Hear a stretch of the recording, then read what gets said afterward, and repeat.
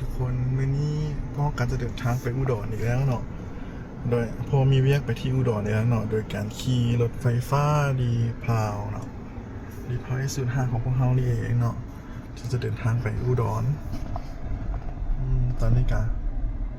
กำลังออกไปเนาะมาเบิ่งแบตเตอรี่ของพวกเฮาเนาะแบตเตอรี่พวกเรามี 88% เนาะอยู่ที่นครหลวงจันทร์ตอนนี้ 88% ขี่ได้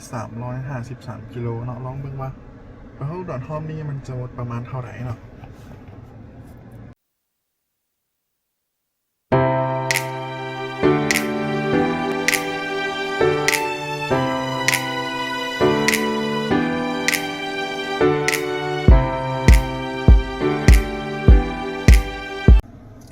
นี่ทุกคนตอนนี้พวกเขากลับมาฮอดอุดรแล้วเนาะฮันวูดแอนด์ฮูนเนาะแบตเตอรี่พวกเขาเหลืออยู่ 69% เนาะจาก87เหลือ 69% เนาะวันนี้เขาก็จะเข้าไปกินอาหารเนาะที่ฮันวูดแอนด์ฮูนเนาะทุกคนไปกินอาหารญี่ปุ่นกันนี่ทุกคนบอลจอดรถกับสะดวกสบายเนาะนี่บอลจอดรถพวกเขานี่ฮันวูดแอนด์ฮูนเนาะพอมาก็ฝนมามือนี้นี่ฮูดแอนด์ฮูดอะว้าวทุกคนคุณอาคาโต้เห็ดหอยย่างโคตรจะแซ่บเลยของหวานมีกระแลมพวกกระแลมของหวานก็จะมีน้ำเป๊ปซี่น้ำหมักไม้น้ำผึ้งหนาวพวกกาแฟก็มีนะพวกกาแฟครับอาหาร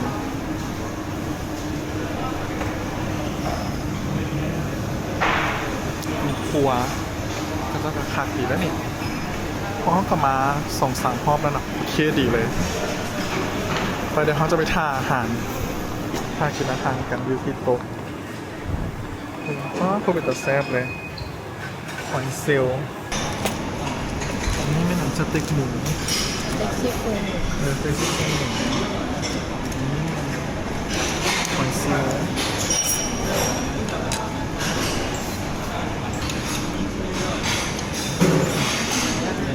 แซลมอนชีสแซลมอนแซลมอนก็ออกมาหน่อยค่ะอันนี้ซิมแบบแซลมอนเองว่าน้ำแซลมอนบอกเขามาหอยเซลหน่อยมาหน่อยค่ะเดี๋ยวสั่งอีกเอามาซิมนะเชื่อไข่เป็นซีแซ่บอันนี้ปลาหมึกกรุบแซ่บอ่ะ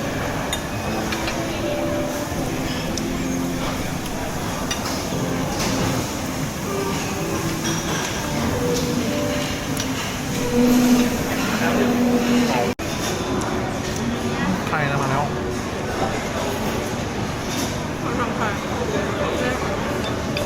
ไข่หวานแซลมอนซาซิมิโดจับเป็นบอลฟิวางแซลมอนกรอบมีตับปลาร้าอีก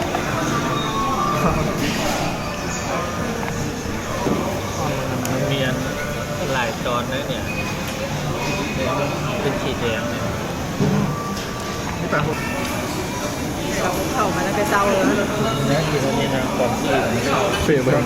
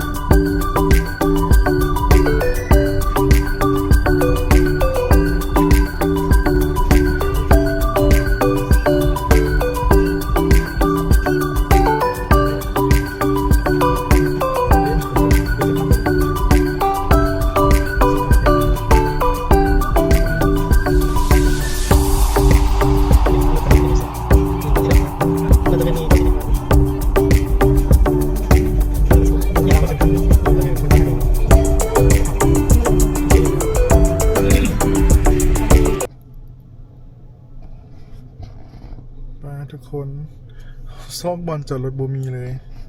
เนื่องจากว่าเซ็นทรัลคนเต็มเลยเฮาพักอยู่โรงแรมเซ็นทราโฮเทลเนาะแต่ว่าบอลจอดรถก็บ่มีให้พวกเขาเลยขี่อ้อมจนเมื่อยเพราะว่ามื้อนี้เป็นมื้อเงินทหารตำรวจมาเต็มเลยนะเพราะว่าน่าจะเป็นนั่นกษัตริย์เพิ่นมาบอกเนาะอุดรมื้อนี้ก็เลยนะรถติดเต็มเลยวิฮอดบอลชิจอดอยู่ชั้นใต้ดินบอลจอดของเซ็นทรากับบ่มีพวกเขาก็เลยขึ้นมาจอดอยู่ถึงชั้น4กันยังบ่มีบอลจอดอยู่รถติดเต็มเลยป้าทุกคนเฮาวิบอลจอดรถนะได้มาจอดรถอยู่ชั้นถึงพี่นะชั้นถึงของเซ็นทรัลเนาะโอ้ทางที่พักแหมเซ็นทราได้แท้เนาะวิบอลจอดรถพุ่นนะจะได้มาจอดอยู่ทางถึงสุดเลยของตึกเซ็นทรัลเนาะ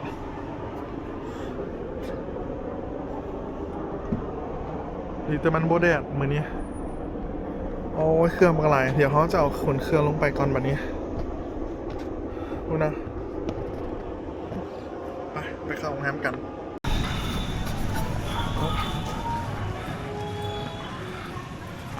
ให้ทุกคนตอนนี้มองกับยางมาก่อนแล้วเนาะเขากันจะเข้าไปที่โรงแรม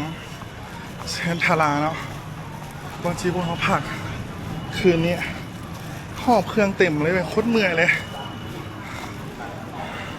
ตายไม่ใส่ละ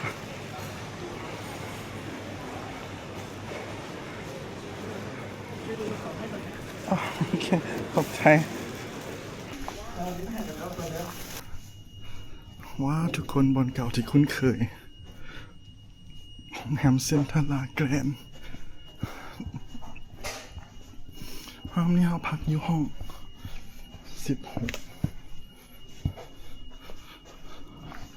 ห้อง16มีใส่19 18 17 16โอ้เราได้ฝั่งนี้เนาะโอ้ยเมื่อยนี่ทุกคนห้อง16เราจะเข้าไปอึ๊บ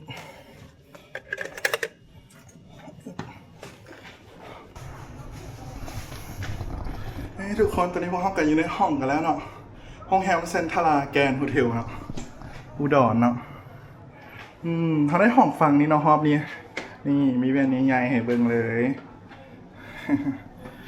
ภายในห้องก็เป็นแบบเก่านะทุกคนเนาะนี่ทุกคนห้องกว้างดีขนาดเลยโหนี่มาเบิ่งวิวพูดนะวิวเขาได้วิวฝั่งนี้โคตรคักเลยเนาะสุดแล้วนี่เขาได้ฝั่งนั้นตัวนี้ได้ฝั่งนี้คักขนาดเลยป้อวิวดีขนาดเลยเห็นบอลจอดรถกูนะป้อนี่มันจะมีบอลนั่งให้นั่งนะ2 คนก็นี่นะทุกคนมันจะมีนี่โทรศัพท์ให้มีบอลซ่าเนาะนี่อันนี้มันเปิดไฟโอ้โหโอเคเลยนะทุกคนห้องที่3แล้วที่เขาเข้ามาพักอยู่นี่ห้องจองได้คืนนึง$53นะรวมอาหารเช้านะทุกคนนี่มันจะมีอันนี้พวกของกินกาแฟต่างๆเนาะกับน้ำมีพวกมีมาม่าพวกอย่างผมเนาะอันนี้บ่มีอย่างการนี้มันตู้เย็นก็สามารถกินได้นี่แต่ว่าก็จะคิดเงินเนาะนี่จะคิดเงินมีอันต้มมีให้มีทีวีให้เบิ่งเป็นไงสิเนาะเดี๋ยวเขาจะมาเบิ่งเงินห้องน้ำเดี๋ยวนี่เป็นไฟนี่ควบคุมได้อยู่วันนี้หมดเลยเนาะพวกพัดลมมาได้นี่เนาะ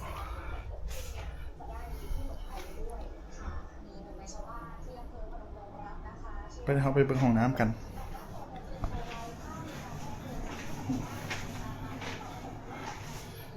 ห้องน้ำมีแว่นใหญ่ๆให้เบิ่งเนาะอันนี้ก็มีไฟเดี๋ยวมีไฟให้ นี้เป็นพวกเครื่องนั้นเนาะล้างมือพวกอันนี้ถ้าแปรงสีฟันบ่มีต้องไม่ขอ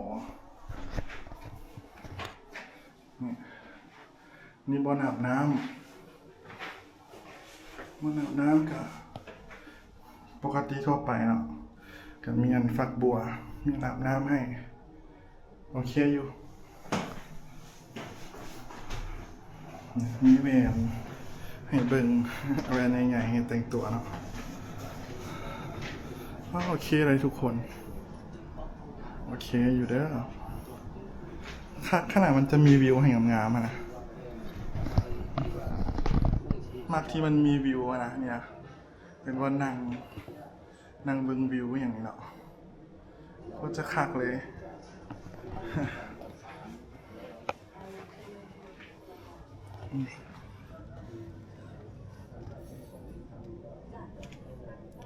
บรรยากาศดีเนาะอุดรคืนวันเสาร์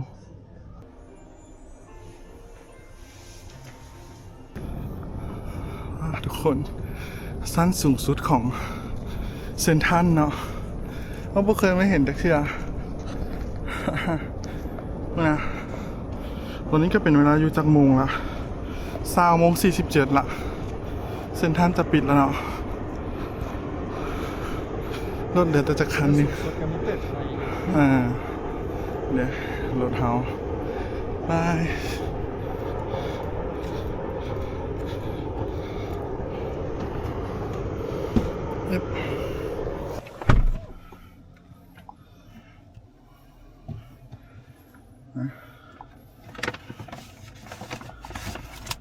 นี่ทุกคนตอนนี้พวกเฮาการอยู่ที่เซ็นทรัลเนาะเราเริ่มว่าแบตเตอรี่เฮามี 66% เนาะเดี๋ยวเราจะไปเลาะกันเราก็ต้องออกไปตั้งแต่ทุกคนสบายดีเช้าวันอาทิตย์เนาะเราจะมากินข้าวที่ห้องอาหารรีสอร์ทของโรงแรมเนาะ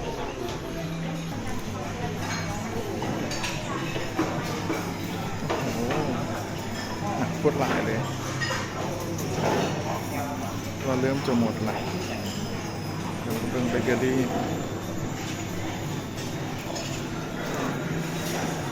มีพวกเบเกอรี่เนาะมีกาแฟในกล้องเป็นคือเก่านะทุกคนมันจะมีพวกกาแฟในกล้องขอบคุณนี่มีซาลาเปาเฝอมันจะมีไข่พวกไข่กระถางก็จะมีพวกอาหารสลัดกาแฟจะมีพวกนมหน่อยมีนมก็อาหารหลายเลยทุกคนพวกหลายมีน้ำไม้เราจะไปตักอาหารกินกันสลัด